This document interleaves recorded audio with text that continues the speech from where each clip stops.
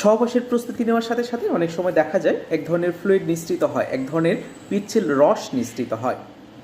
পিচ্ছিল এই রসটাকে বলা হয় প্রস্টেটিক ফ্লুইড। সহবাস করার সময় বা তার পূর্বেই যদি এই রসটা নিঃসৃত হয় তাহলে পেনিস শিথিল হয়ে পড়ে, নরম হয়ে পড়ে, সহবাস করার মতো সক্ষমতা থাকে না।